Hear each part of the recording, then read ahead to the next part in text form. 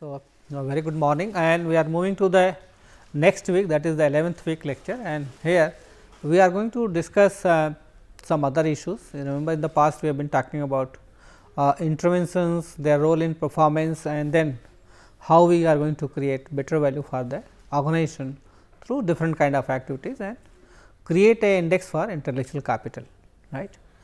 Now, if you look at some other issues, especially not at the individual level, but an organizational level. Okay. So, there are two things that is more important. Okay.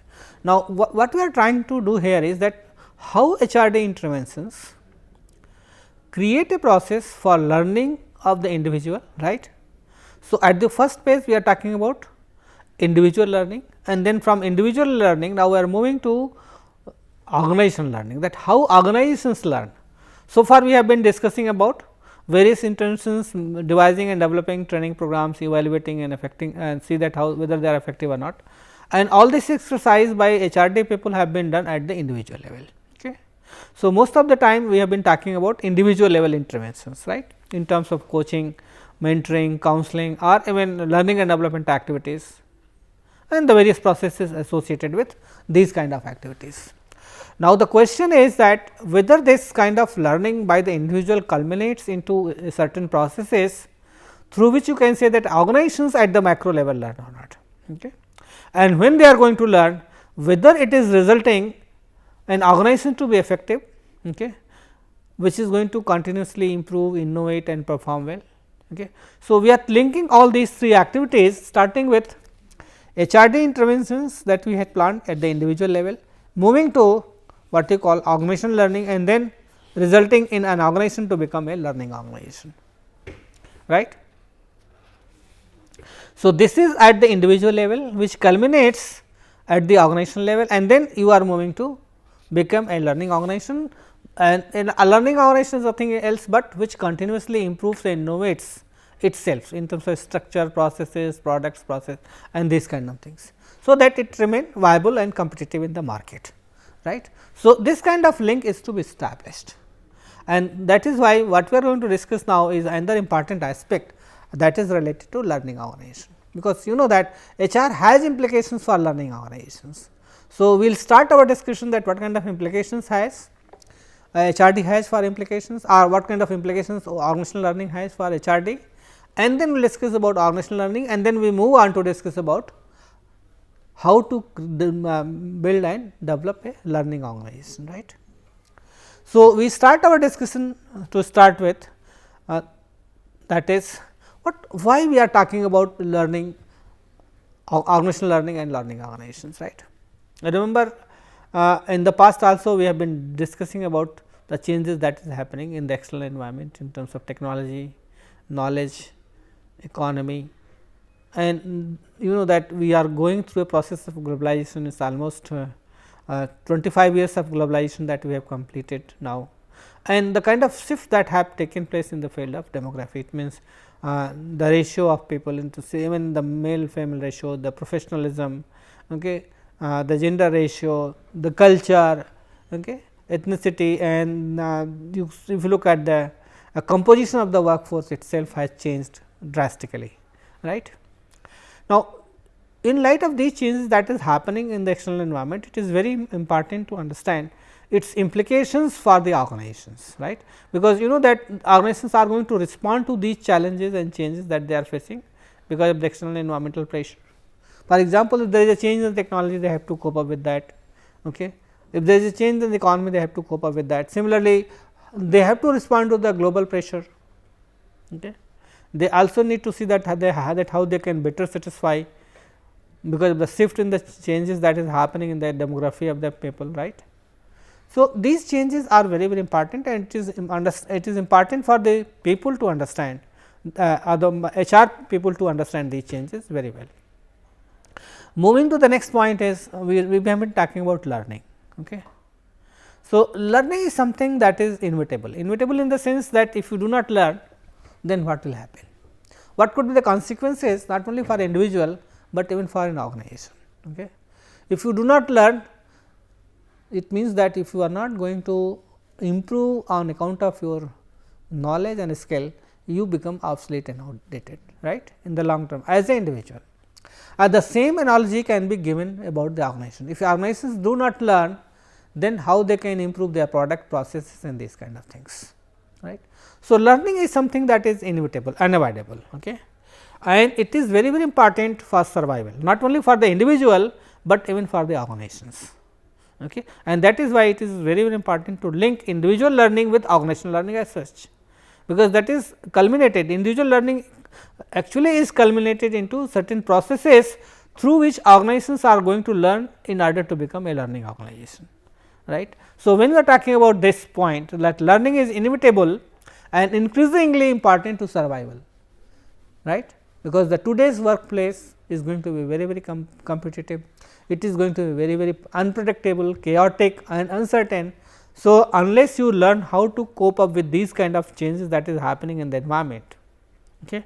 So, three C's are very important, right, that is related to chaos, okay, uncertainty and unpredictability, right, which is related to the environment of the organization, which is created by various external environmental factors. And if you do not learn and prepare yourself, be proactive to face these challenges, it will not be able to possible for you as an organization to survive and grow. Okay. And as we have said in the case of the individuals. Okay. See, formal educational training is not going to help you much. Okay. Then you have to see that you need to identify systems and processes through which organizations learn, okay, so that you are able to contribute to that part, right. So, once you have to identify the processes and systems through which organizations are going to learn, organizations are going to become learning organizations. Learning organizations in the sense that they would be able to continuously improve and innovate themselves, because today even if you are in learning organization, you are able to compete well in the market, but if you are not going to be creative and innovative in your approach, tomorrow you may not become a learning organization. Somebody is going to overtake you, right. So, it is not the final outcome, it is an intermediate outcome, right. So, this intermediate outcome will always remain intermediate, because it can never be a final outcome, because tomorrow you may be the top 10 companies of the world or even in India, but not necessarily down the line 10 years you are going to remain at the same place. Okay. Or I give an example that long back, I think in 83-84, there was a survey of top 30 companies by Peter Waterman, and he wrote a book known as In Search of Excellence. And in this book probably he provided a list of 30 top companies at that point of time. Now, if you go through this list, you will find hardly any one of them into top 30. What does it mean? It means that their learning capacity has eroded over period, they have not been able to innovate and improve themselves, and that is why they are not going to be counted in the top 30 list. So, the list is going to change. So, you need to, in order to survive and grow, you need to continuously improve and innovate yourself as an organization. So, the idea here is that when I am talking about organizational learning is need to see that what kind of processes organizations adopt, because learning is a process not only by the individual, even by the organization, so that they become learning organizations and they continue to remain learning organizations. So, unless they are going to continuously improve and improve it in the product and processes, it is not possible for any company to survive and grow in today's market, right. So, with this introduction basically we want to see that what needs to be done, right. So, move further, and this is what I wanted to give an idea about the context of organizational learning, right. Now, if you see to it, the part of it is a knowledge society or knowledge economy. It means we are living in a world which could be called a knowledge society, okay, and the kind of economic environment that we are having could be called a knowledge economy. Knowledge economy means that where the prime factor of importance is knowledge, whether it is economy or the society, right.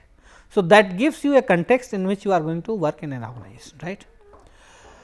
Now, if you look at this, it has a number of circles and a square. Now, if you look at this, in the broader perspective of the organization, you will find that individuals are at the center of it. It means, it is the individual which is going to be important in the organization. Okay. And it is the individual, and basically not individual, but his knowledge, his creativity, his action, his learning, which is of prime importance in the context of any organization, because that is what is going to make a difference, right.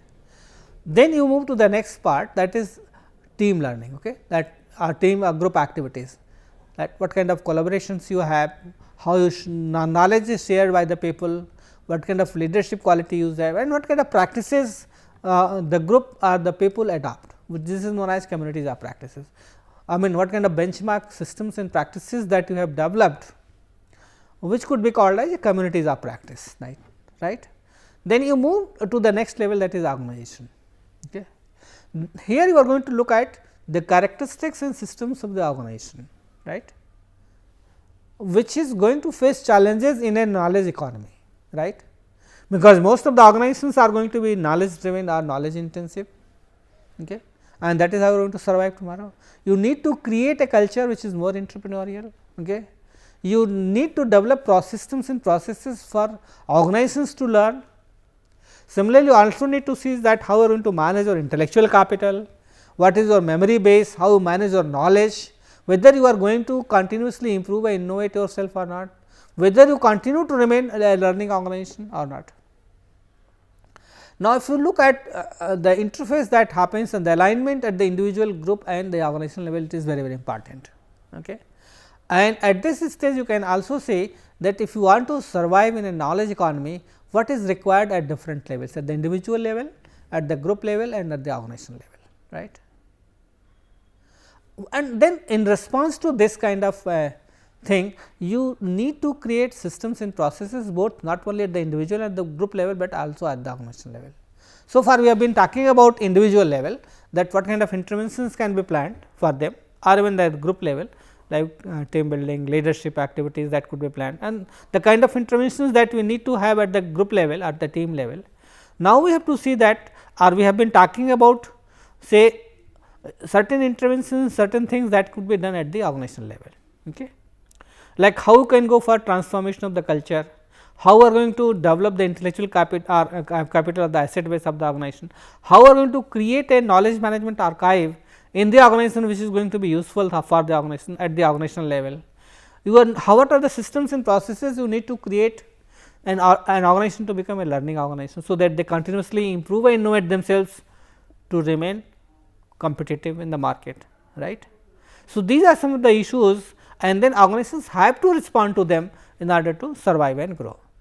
So, with this introduction, if you look at this, we start with discussing with that how we are going to respond so far as learning is concerned, both by the individual, group as well as organization. So, it is a systems perspective that of workplace learning. So, what is more important is the environmental factors, okay, competitiveness, global knowledge, globalization, knowledge economy and technological change that is happening. Okay. And then in order to respond that, you need to learn how you are going to do it, okay, not only at the individual and the team level, but also at the organizational level, right. And what are the things that need to be done, like at the individual or group level, you have to improve your capability, innovative capacity. Similarly, you have to create a culture of learning in the organization, so that everybody is motivated to learn. So, you need to create a entrepreneurial culture, say for example, so that everybody is ready to learn, okay. Or you need to develop technology, you have to provide training, you have to have plans, okay. Or you need to create networks for that purpose at the organizational level, which is going to facilitate learning, right. Similarly, you also need to see that what kind of networks and partnerships you develop for to facilitate learning at this level, right. And then this is supposed to help you to see that how the learning happens not only at the individual level, but also at the group and the organizational level, resulting in competitiveness or innovative capacity not only for the individual and group, but also for the organization, okay, right. So, with this backdrop, we are moving further to discuss some other things, that what do you mean by learning systems to start with, right. especially in the context of organization. Okay. So, when I am talking about organizational learning as such, the idea is that you have to see that in what way organizational learning contributes to organizational memory. Now, there are two things. What does organizational memory include?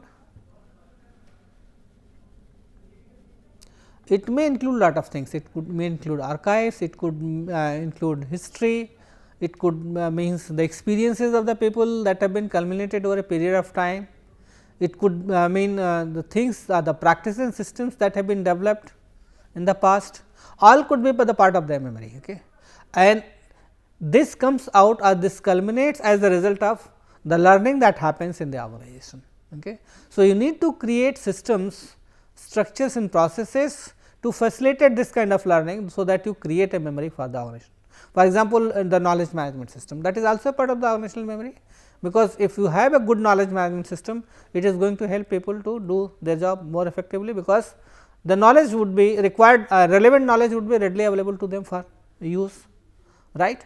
So, when we are talking about learning systems, you have to create systems and enablers, so that it is going to help you. Okay. So, the learning system that is created for the organization, it does not only help the individual, but also the organization, okay, and also to the people who are going to be there in the future. Okay. So, if when we are talking about organizational memory, it is nothing else, but it is accumulation of histories, experiences, norms and stories that have culminated over in since the inception of the organization, you can say, right. So, that is what organizational memory is. So, basically we are going to see that how we are going to contribute to organizational memory, and how this organizational memory is going to be effectively utilized by the people to process things at the workplace, right.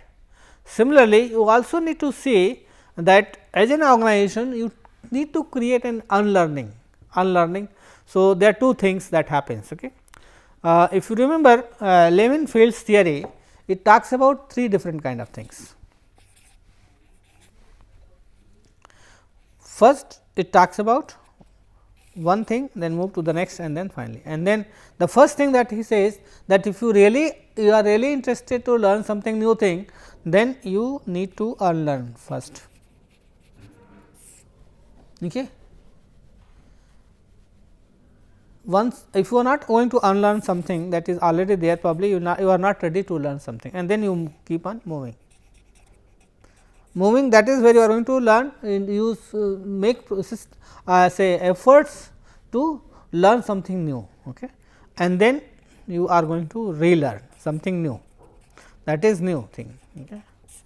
So, you have to unlearn old things, and then you need to learn new things, and then you are going to institutionalize that new learning as a part of the system or process, which is going to be more effective. For example, there is certain habits that people have, which may not be effective contributing effectively to performance. Okay. So, you need to go for these kind of systems. So, you need to change it. So, you need to unlearn those things. Then you are going to learn new habits, okay, and then you are going to institutionalize those habits, make it a part of your habit, strengthen it, so that it could be gainfully employed, right. For another example that I can give is related to say culture of an organization. Suppose you are adept to work in a kind of culture which is more bureaucratic, and you find that this bureaucratic system is not working effectively. It means that as a way of learning in a bureaucratic culture has to be unlearned by you, okay, and then you are going to learn you are going to move to another kind of culture, which is known as entrepreneurial culture. And this kind of entrepreneurial culture is good. So, you have to see that how you are going to be more creative and innovative with the approach. So, and where we are not going to face formal bureaucratic processes and systems to work, and then you need to learn that how you are going to work in this kind of system, and then you if you it is strengthened, it means you have developed a habit to learn in this kind of culture, which is basically a part of transformation of culture in the organization. Okay. And then organizations learn that okay, this is not a good system for the organization, this is a better system. So, organizations have to learn this kind of institutionalize this kind of systems for better productivity, right.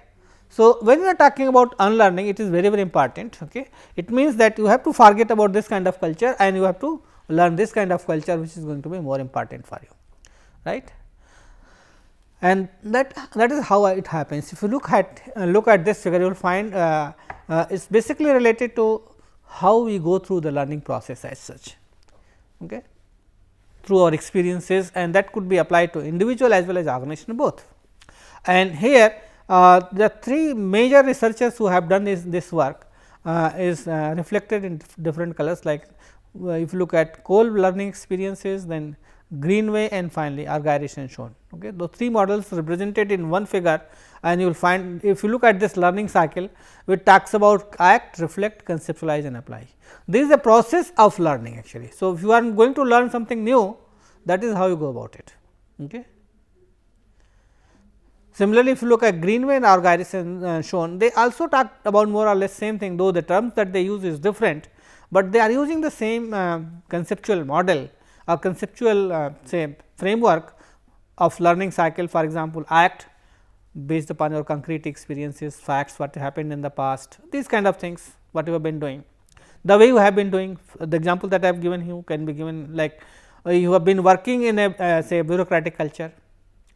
Whether it is good or not, you are going to look at it based upon your experiences. Now, you reflect upon it, reflective observation, what I did, what did I experience. So, look at your behavior and consequences, how you were doing things, what were the consequences of working in a bureaucratic culture, how it, and whether there is a need to change or not, and then you go for conceptualization, abstract conceptualization of your findings. Why did this happen? And then you go for a revision. Is there a better way of doing it? Okay. So, you say that this kind of culture is not good. So, we should go for a cultural transformation and we try to bring more entrepreneurial culture or market culture, whatever it is possible, right.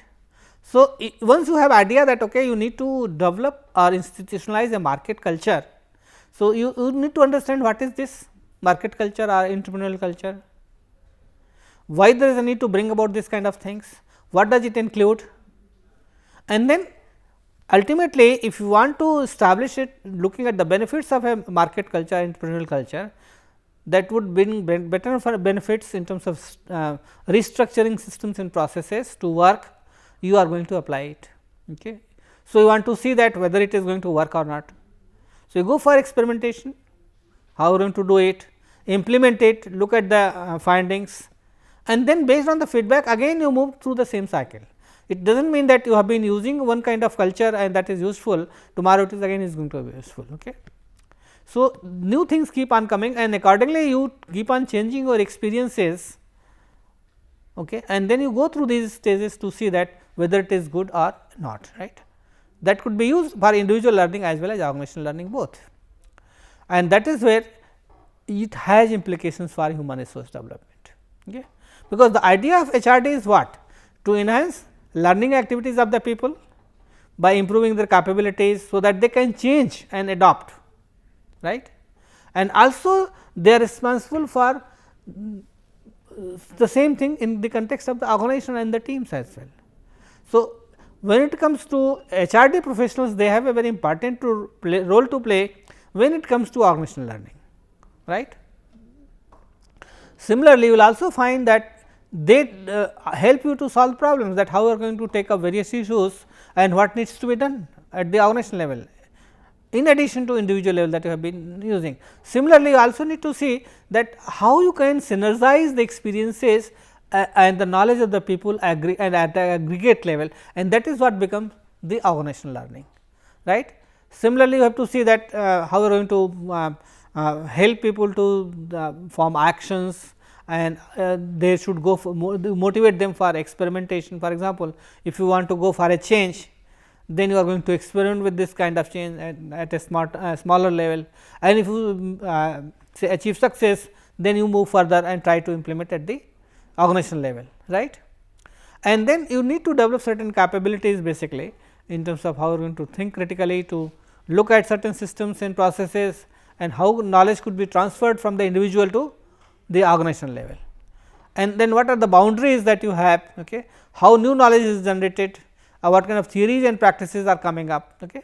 So, it has lot of implications for human resource development, and that is why we have taken this important topic. Now, moving further, what we are going to discuss is what is organizational learning. Okay. The same kind of definition that we have given for the individual learning is that it basically nothing else but development of knowledge, insights at the organizational level, which influences the changes of the changes in the behavior, the performance of the organization. So, we are basically changing this term from individual to organization. Okay. So, it is a collective phenomena and it can have two basic forms of outcomes. For example, it could be explicit, okay, which included in the norms, rules, contracts, documents, handbooks and database, or it could be tacit also. The databases of the organization, largest databases, basically what is there in the mind of the people, okay, because both explicit and tacit knowledge is used by the people for improving behavior and the performance, right. Now, it could be done at the two level, in individual level as well as organizational level. So, you move from the individual to the organizational level. Now, individuals form the bulk of the organization. So, they develop forms and see that how organization learn in order to facilitate change. Okay.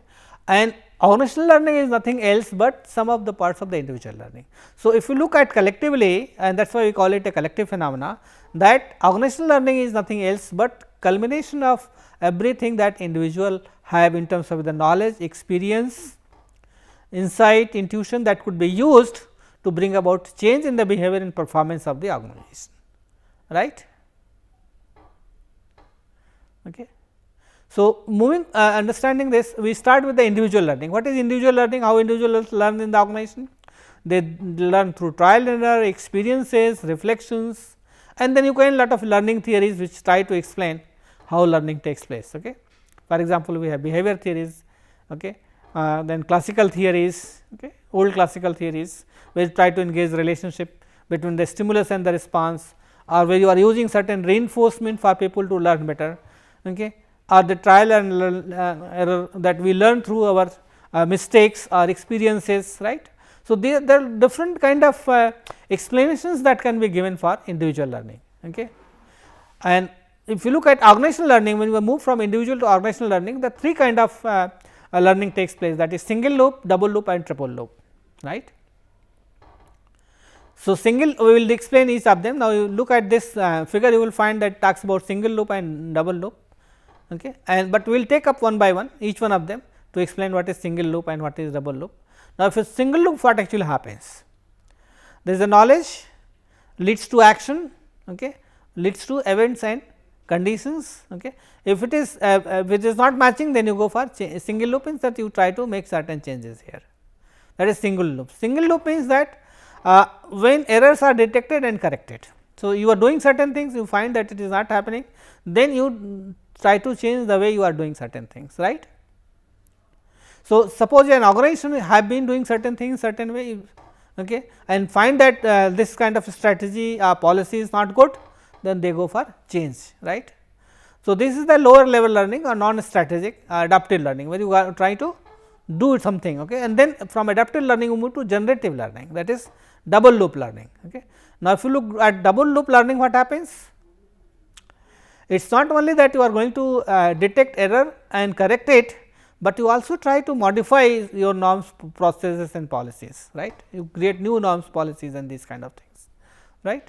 So, it requires change in the knowledge base of the organizations or the competencies, it is a much higher learning, and that is why it is called generative learning. So, you are not going to adjust only here, there is a single loop, but you also go for adjusting here, bringing about a change in these kind of thing, and that is why this is known as generative learning.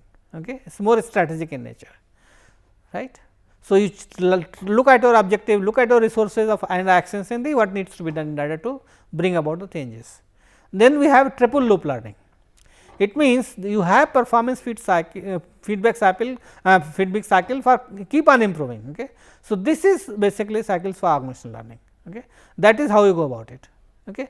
You have mission strategic plan to get results, allocate resources, you build performance, measure capabilities, measure results, and then you see what happens. Based on the evaluation, what happens, you either revise the program or go for a change in the program or improve the delivery or deliver the program and then deliver the program services and then try to get feedback, and that is why you will find that each one of them are connected with the other through this figure, right.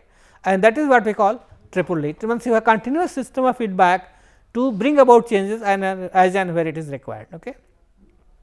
So, what actually happens in this, that you are trying to combine the process of learning together, okay, whether you want to go for single loop or double loop, okay, but make sure that what actually is happening. So, you should be aware about the kind of things and make sure that you are aware about the various ignorances which is going to motivate ignorances which is not going to help you in the learning process. Okay. And then you also need to identify your learning style. You talked about learning experiences, how we learn, and what are the facilitating factors which are required for the learning process. And now, if you look at how individual learning happens, you go for design, assess, observe and implement at the individual level, say for a training program. Now, this is a double loop learning, this is a single loop learning. You respond to the environment, look at the actions, get the feedback. Then here double loop, what happens? You look at them and try to bring about the change. Okay. And in a if you have a triple loop learning, you have a feedback system on a continuous basis here, again from here to here, and so that you see that it is going to work effectively. So, we have talked about various models of learning, starting with organizational learning, starting with single loop, double loop and organizational learning. Thank you very much.